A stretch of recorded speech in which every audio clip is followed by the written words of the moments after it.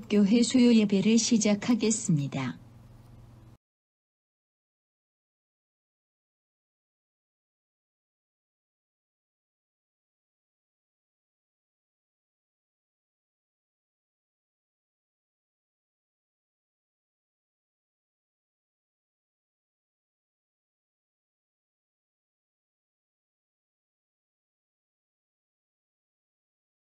기도하겠습니다.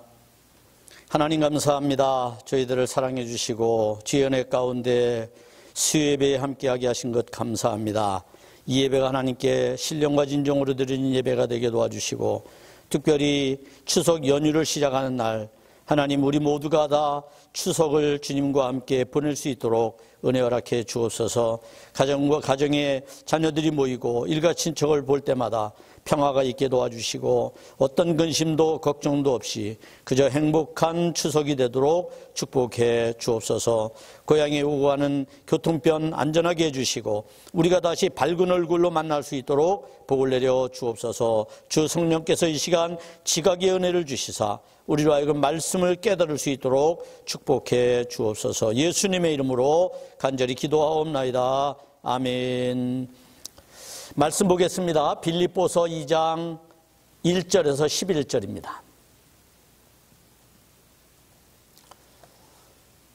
빌립보서 2장 1절에서 11절 제가 봉독해 드리겠습니다.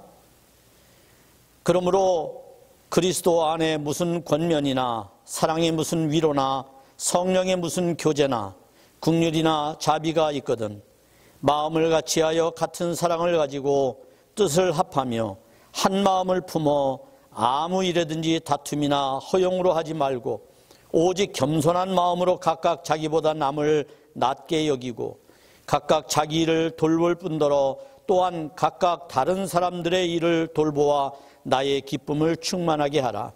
너희 안에 이 마음을 품으라. 곧 그리스도 예수의 마음이니 그는 근본 하나님의 본체시나 하나님과 동등됨을 취할 것으로 여기지 아니하시고 오히려 자기를 비워 종의 형체를 가지사 사람들과 같이 되셨고 사람의 모양으로 나타나사 자기를 낮추시고 죽기까지 복종하셨으니 곧 십자가에 죽으심이라. 이러므로 우리가 그를 지극히 높여 모든 이름 위에 뛰어난 이름을 주사 하늘에 있는 자들과 땅에 있는 자들과 땅 아래에 있는 자들로 모든 무릎을 예수의 이름에 꿇게 하시고 모든 입으로 예수 그리스도를 주라 시인하여 하나님 아버지께 영광을 돌리게 하셨느니라. 아멘. 오늘도 주님의 은혜와 사랑이 여러분 가운데 함께 하시기를 주의 이름으로 축복합니다. 더돌도 말고 한가위만 같아라 라고 하는 우리 옛말이 있습니다.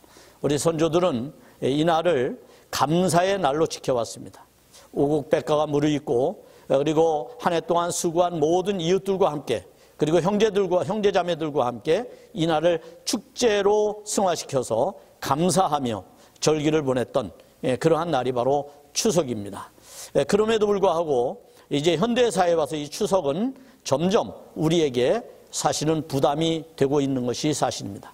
그럼에도 불구하고 우리가 가족 구성원을 형성하고 있고 또 어떤 농업에 대한 환경은 아니더라도 우리가 각각 고향을 가지고 있고 또 부모 형제를 가지고 있는 공동체 안에서 가족 공동체 안에서 이 명절이 여러분에게 행복한 그리고 즐거운 명절이 되시기를 바랍니다. 아무쪼록 건강하고 행복한 명절이 되기를 주의 이름으로 축복합니다. 오늘 여러분과 함께 나누게 될 말씀은 하나님의 마음 품기입니다. 소위 예수님의 마음을 품자라는 것이죠. 자, 본문에서 바울은 지난 시간에 나누었던 그리스도의 복음에 합당한 생활을 하라라고 하는 명제 앞에 그것을 어떻게 실천할 것인가, 그것을 실천하는 우리의 실천의 방법 가운데 가장 중요한 것이 무엇인가, 그것은 마음가짐이다 이렇게 말하고 있습니다. 자, 마음가짐이 바르게 되면 행동이 바르다는 것이죠. 우리 기독교를 마음의 종교라고 부릅니다. 그것은 지식이 있지 아니하고 마음이 뜻하는 대로 움직이는 대로 그리고 그 속에서 나를 통치하시는 예수 그리스도의 방법대로 살아가는 것이죠. 그런 삶을 살아갈 때에 우리는 누구보다도 아름답고 행복하고 그리고 구원에 합당한 열매를 맺는 삶을 살아갈 수가 있습니다. 바울은 오늘 말씀합니다. 이 마음을 품으라. 곧 그리스도 예수의 마음이니. 이는 그러므로라고 하는 접속사가 의미해 주듯 그리스도의 복음에 합당한 생활을 위해서는 반드시 그리스도의 마음을 품고 살아야 한다는 것입니다. 그리스도의 마음을 품지 않으면 그리스도인의 합당한 삶을 살아갈 수 없다는 것이죠.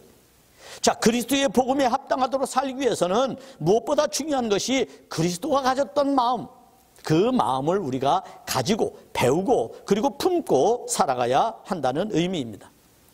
이것은 마음을 철학적으로 규정한 것이 아닙니다.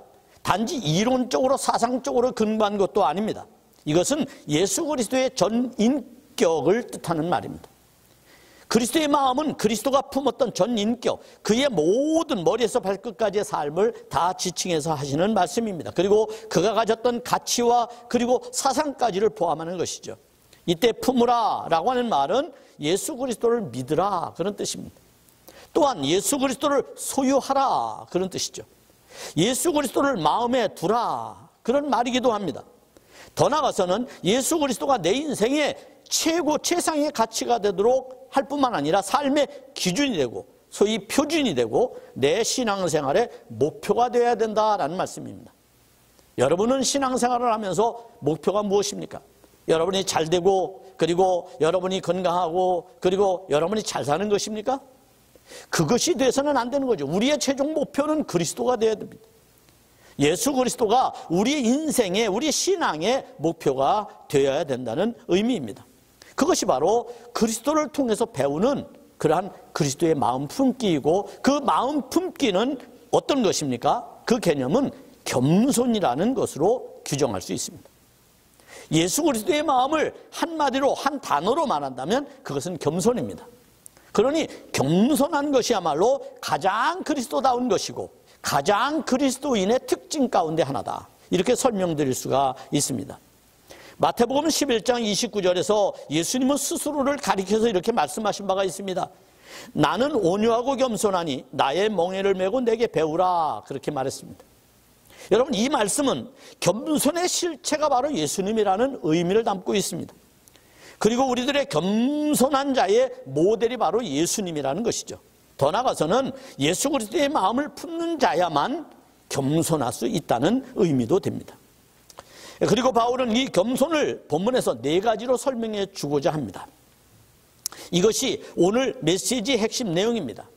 우리가 거품을 없애고 실속을 가지고 바로 예수 그리스도 안에서 살아가는 이 삶, 그 삶에 관한 가치, 그것을 바울이 이제 몇 가지로 정의해서 우리에게 이야기해 주는데 그 첫째는 바로 자기를 비우셨다는 것입니다.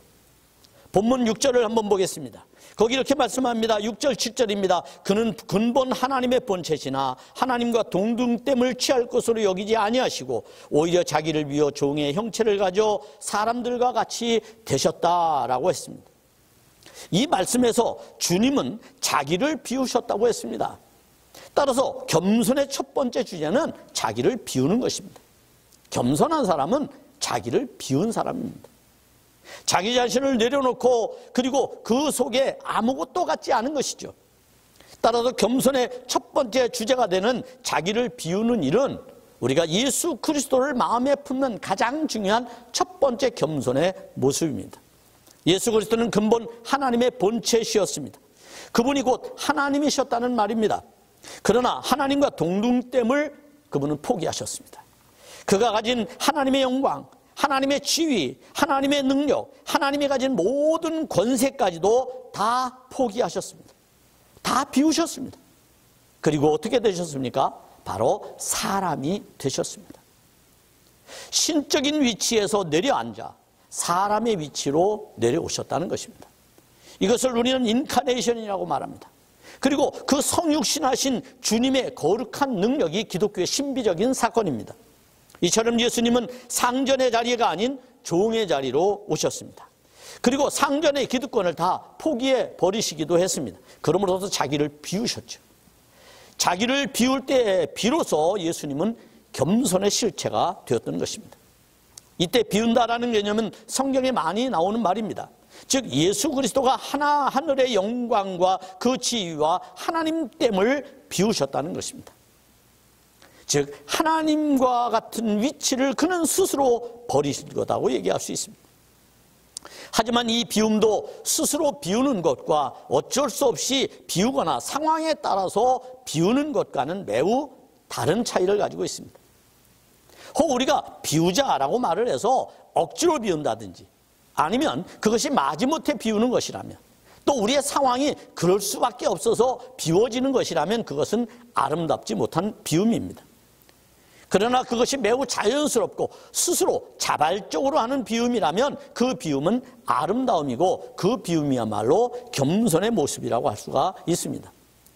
예수님의 비우심에서 겸손을 입으신 것은 누구도 흉내낼 수 없는 비움입니다.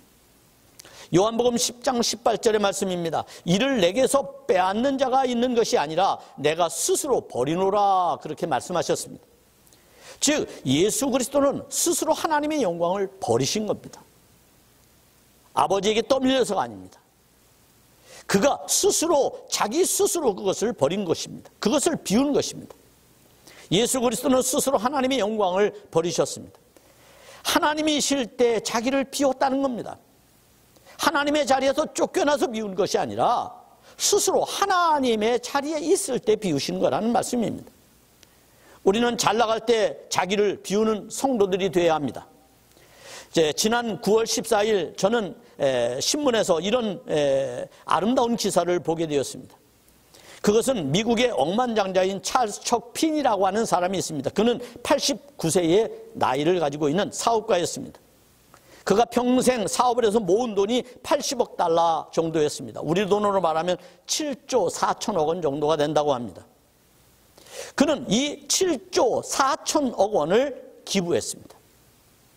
그는 단 200만 달러, 소위 24억만을 남긴 채 노후를 위하여 200만 달러인 24억 원 정도만 남긴 채 나머지 모든 9조 4천억 원을 다 그가 사회에 기부를 했습니다. 얼마나 아름답습니까? 그는 이 약정서를 쓰는 그날 약정서를 마치고 난 다음에 인터뷰에서 이렇게 말합니다. 나는 비로소 자유인이 되었고 너무 행복합니다 라고 말했습니다. 사랑하는 여러분, 그는 스스로 비운 것입니다. 찰스 척피니는 누구에 의해서 강요된 비움이 아니었습니다. 그는 스스로 자기를 비웠습니다. 일생일구오고 얻어진 수입의 80억 달러를 그는 아낌없이 내놓았습니다. 그럴 때 그는 자유인이 되었고 그는 행복해질 수 있었던 것입니다. 그가 많은 기부자들에게 영향을 미쳤습니다. 그래서 이 세상에 아주 훌륭한 기부자들이라고 하는 사람들이 이 찰스 척 피니의 이 기부의 문화를 그들이 받아들이고 그들도 기부의 삶을 살았던 것을 볼 수가 있습니다. 우리는 스스로 비울 수 있어야 합니다. 잘 나갈 때 비워야 합니다. 망한 다음에 비울 수는 없습니다. 실패한 다음에 비워지는 것은 참된 비움이 될 수가 없습니다. 그러니 사랑하는 여러분, 이번 추석에 우리는 우리의 비움을 함께 이웃들과 그리고 형제들과 나눌 수 있기를 축복합니다. 두 번째는 사람이 되셨습니다. 7절 보겠습니다. 오히려 자기를 비워 종의 형체를 가지사 사람들과 같이 되셨고 라고 했습니다. 종의 형체를 스스로 가졌다. 사람이 되셨다. 참 어려운 말입니다. 그런데 그것을 주님은 하셨습니다. 그런데 우리가 여기서 굉장히 중요한 것을 알아야 합니다. 그것은 겸손의 주제는 무엇이 되었다라고 하는 것이라고 하는 겁니다. 소위 말하면 덜 되고 그리고 우쭐거리는 그런 겸손이 아니라, 그러니까 인위적으로 그리고 위선적으로 그리고 각본에 의한 겸손이 아니라 그것은 오히려 허세가 되고 허풍이 된다는 것이죠. 이때 제대로 비우는 건 무엇일까요? 그것은 바로 우리가 바르게 비워야 한다는 것입니다. 남들에게 환영받는 비움이라고 하는 것은 바르게 비울 수 있어야 합니다. 예수님께서는 자기를 비워 종의 형체를 가졌다고 했습니다. 왜 종의 형체겠습니까?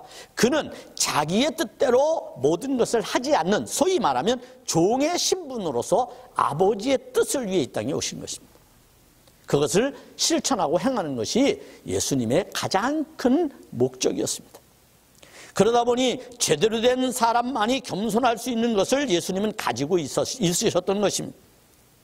덜 되지 않고 오만하지 않는, 그리고 허풍과 허세에 찌들지 않는 그러한 예수님의 진실함은 바로 자기 스스로를 종의 형체로 비우는 그러한 겸손으로부터 이루었다고 할 수가 있습니다.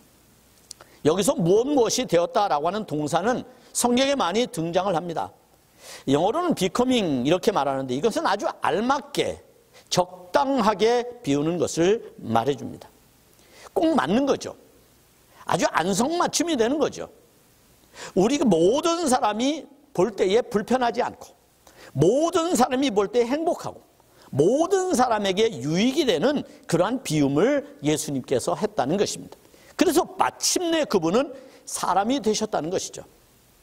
하나님의 고난을 아무것도 가지지 않고, 티끌 하나 남기지 않고 다 버리심으로써 오히려 종이 되셨고, 그리고 그럼으로써 그는 사람이 되신 것입니다.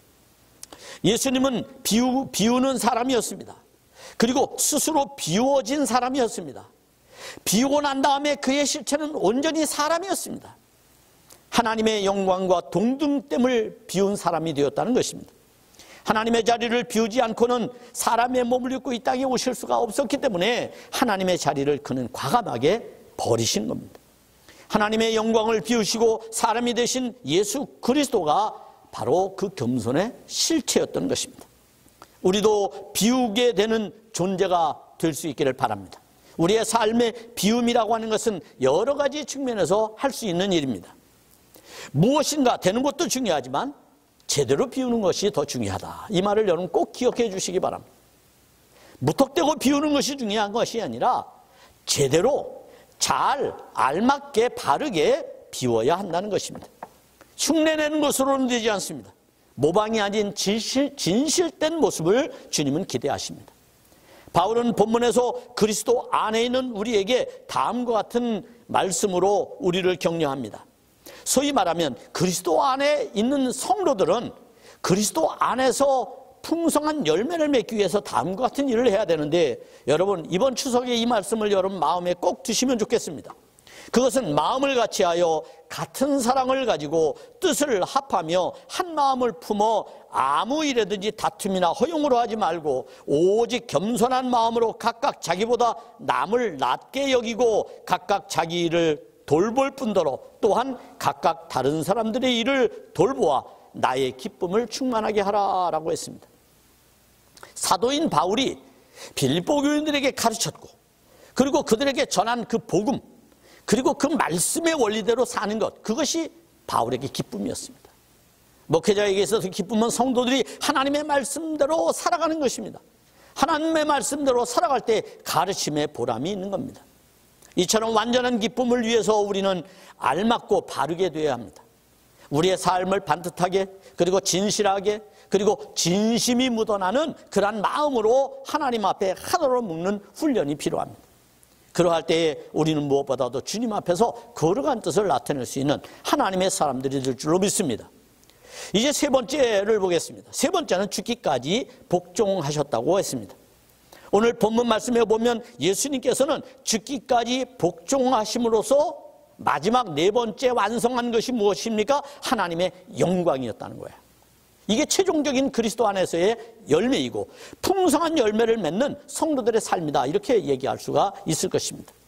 8절 보겠습니다. 사람의 모양으로 나타나셨으니 자기를 낮추시고 죽기까지 복종하셨으니 그 십자가에 죽으심이라. 여러분, 낮추시고 복종하시고 죽으셨다, 이 세 단어가 하나로 묶여졌다는 사실을 기억하시길 바랍니다. 온전히 자기를 비우는 것은, 그리고 겸손해지는 것은 낮추고 복종하고 죽는 것입니다. 우리가 하나님 앞에서 우리의 신앙이 참된 겸손으로 무장이 되려면 먼저 우리의 마음을 낮추고 우리의 태도를 낮추고, 그리고 진심으로 주님의 말씀에 순종하고 더 나아가서 죽기까지 하는 것입니다. 그럴 때 우리의 신앙은 완성되는 것이라고 말할 수 있습니다. 그러면 이것은 무엇을 의미합니까? 그것은 예수 그리스도가 하나님의 영광을 버리셨다라고 하는 측면에서 본다면 그는 모든 것을 버린 것과 같습니다. 그런데 놀랍게도 모든 것을 버리자, 쉽게 말하면 하늘의 영광까지도 버리자 하나님께서는 그를 살려내셨고, 그리고 그를 부활시켜내셨고, 그리고 그를 승천하게 하셨고 하나님의 자리에 앉게 하셨다는 거예요. 이게 놀라운 성도들의 비전입니다. 오늘 우리의 영적인 비전은 바로 이런 것에 있습니다. 우리가 이 땅에서 하나님의 말씀대로 살아가고 우리를 낮추고 복종하고 그리고 죽으면 하나님께서 우리를 다시 살려내실 것입니다. 아니, 우리를 부활하게 하실 것입니다. 그래서 예수님은 부활의 첫 열매라는 것을 기억하시기 바랍니다. 그분 이후에 지금까지도 수없이 많은 그리스도인들이 부활했습니다. 그리고 그들은 결국 하나님의 통치 가운데 있게 될 것입니다. 그것이 바로 우리가 꿈꾸는 하나님의 나라의 비전입니다. 이 비전이 여러분 안에 있기를 축복합니다. 자, 그렇게 되려면 우리는 끝까지 우리를 버릴 줄 알아야 합니다. 그리고 사람의 모양으로 오셨다, 사람이 되셨다라고 하는 것 가지고는 되지 않습니다. 사람의 모양으로 되는 것, 종의 형체를 가져 사람이 되는 것이 예수님의 목적이 아니라 그분은 바로 아버지의 뜻을 이루기 위해서 그 사람됨을 그는 성실하게 살았다는 것도 우리는 기억해야 합니다. 하나님 아버지의 뜻을 이루어드리는 것, 그것이 바로 예수님의 최종적인 삶의 목표였습니다. 그러므로 메시아의 사명이 어떻게 완수되었습니까? 앞에서 말하는 것처럼 예수님께서 자기를 낮추시고 복종하시고 죽으심으로써 가능했던 것입니다. 그분이 죽지 않았다면, 그분이 죽음을 포기했다면, 그분이 죽음으로부터 도망쳤다면 오늘 메시아의 사명은 완수될 수가 없었습니다. 사랑하는 여러분, 우리는 힘든 시간을 보내고 있습니다. 어려운 시절을 보내고 있습니다. 그러나 가만히 생각해 보십시오. 이 어려운 시절이 우리 시대만이었는가? 결코 그렇지 않습니다. 역사를 보면 수없이 많은 이거보다 더 큰 시련들이 우리에게 많았습니다. 희망의 빗줄기조차 찾아볼 수 없는 상황들도 우리에게 있었습니다. 폐허가 되고 모든 것을 잃어버리고 완전히 무너진 그러한 세상 속에 우리는 놓여 있기도 했습니다. 그런데 그 무덤과 같은 세상 속에서 꽃을 피우고 열매를 맺게 한 우리 부모 세대들을 생각해 보면 우리는 우리의 아픔이 지금 아무것도 아니라는 생각을 가질 필요가 있습니다.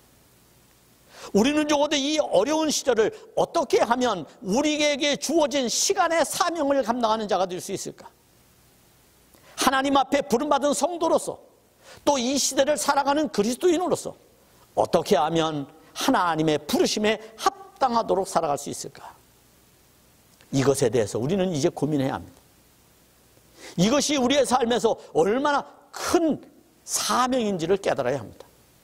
예수님이 낮추시고 복종하시고 죽으심으로써 메시아의 사명을 완수하신 것처럼 우리는 지금 고난의 시간을 잘 이겨내고 견디고 그리고 승리함으로써 끝내는 열매를 맺고 하나님 앞에 영광을 돌리고 그래서 그리스도인의 사명을 감당할 수 있기를 축복합니다.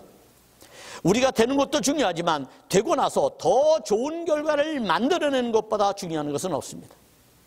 내 시작은 미약하나 내 나중에 창대하려는 하나님의 말씀의 비전은 바로 우리로 하여금 바로 이런 결과들을 낳기를 기대하고 하신 말씀입니다.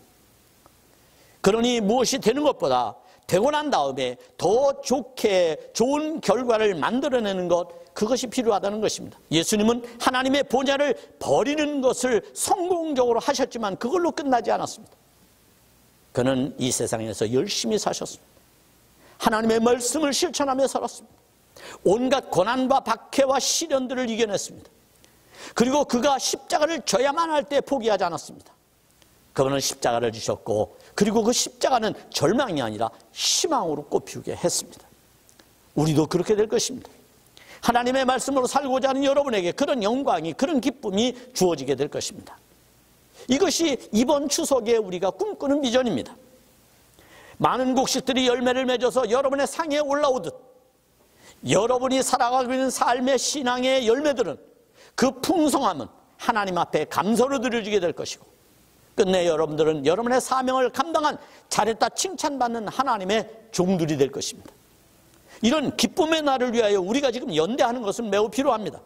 앞에서 사도 바울이 말했던 것처럼 마음을 같이하여 같은 사랑을 가지고 뜻을 합하며 한 마음을 품어 아무 일이든지 다툼이나 허용으로 하지 않는 것, 겸손함으로 남을 나보다 낮게 여기는 것, 이 모든 일들은, 그리고 서로를 돌아보는 것, 이것들은 바로 주님께서 우리에게 이 땅에서 맡기신 하나님의 영광스러운 모습임을 깨닫기를 바랍니다. 이 일을 위해서 우리는 이제 마음을 모아야 합니다. 하나가 되어야 합니다. 그리고 서로 멀어져 있지만, 떨어져 있지만 서로 영적으로 교제하고 교통할 수 있기를 바랍니다. 성령은 우리를 능히 하나로 묶으실 수 있습니다. 성령은 우리를 능히 하나의 공동체로 만드실 수 있습니다. 사랑하는 여러분, 여러분의 가정에 어떤 소망이 있습니까? 서로 이야기하고 기도하시기를 바랍니다. 그리고 말씀으로 그 소망들을 녹여내시기를 바랍니다. 그리고 열매가 되게 하시기를 바랍니다. 궁극적인 하나님의 영광에 우리 모두가 참여할 그날을 기대하면서 주님께서 승리하셨듯이 우리도 승리할 것을 믿으시기 바랍니다. 이제 우리도 십자가에서 끝까지 복종하시는 주님처럼 나를 향하신 아버지 하나님의 뜻을 이루어드리기 위해서 순종이라는 겸손의 멍에를 맬 필요가 있습니다. 그리고 복종하고 비우고 바르게 살 필요가 있습니다. 그리고 궁극적으로 하나님의 영광이 드러나도록 살아갈 필요가 있습니다. 그럴 때 여러분은 하나님이 가장 멋진 그리스도인으로 세워주실 것입니다. 우리야말로 이 땅에서 꼭 필요한 존재가 될 것입니다. 성도의 삶을 통하여 많은 열매를 맺는 은혜가 우리에게 나타나게 될 것입니다. 이 땅에 사는 진정한 그리스도인으로서 여러분의 삶이 하나님 앞에 큰 신앙의 열매로 맺혀지기를 주의 이름으로 축복합니다. 즐겁고 행복한 추석 명절 보내시기를 다시 한번 간절히 축복합니다. 주님과 함께하는 휴무도 즐겁고 그리고 안식을 취하고 기쁘고 그리고 행복한 휴무가 되시기를 바랍니다. 여러분과 주일날 다시 따뜻한 모습, 행복한 모습, 건강한 모습으로 다시 만나겠습니다. 감사합니다. 기도하겠습니다. 하나님 고맙습니다. 주님의 은혜 가운데 우리를 부르시고 섭리하신 하나님의 뜻을 기억하며 오늘 우리가 함께 예배했습니다. 말씀을 나누었습니다. 하나님께 대한 소망을 두게 되었습니다. 아니, 사명에 대한 열정을 갖게 되었습니다. 그리스도께서 스스로 낮추시고 복종하시고 죽으심으로써 메시아의 사명을 완수하신 것처럼 우리는 서로 마음을 같이하고 사랑을 가지고 뜻을 합하여 한 마음을 품어 하나님의 뜻을 이루어가는 일에 열심을 다하도록 축복해 주시옵소서. 이제 주님께서 저들의 가정마다 복 주시기를 원합니다. 하나님께서 섭리해 주셔서 가정이 평안하게 도와주시고 부부가 건강하게 하시며 부모 형제가 잘 되고 자녀들이 잘 되도록 인도해 주옵소서. 이번 명절이 저들에게 더 없는 가족애를 느끼는 명절이 되게 도와주시고 그리스도의 사랑을 나누는 명절이 되게 도와주시며 온전히 아버지 하나님이여 주님의 영광을 드러내는, 그래서 많은 열매를 맺는 성도의 삶이 되도록 축복해 주시옵소서. 주의 은혜가 우리 가운데 역사해 주시기를 나사렛 예수님의 이름으로 간절히 기도하옵나이다. 아멘.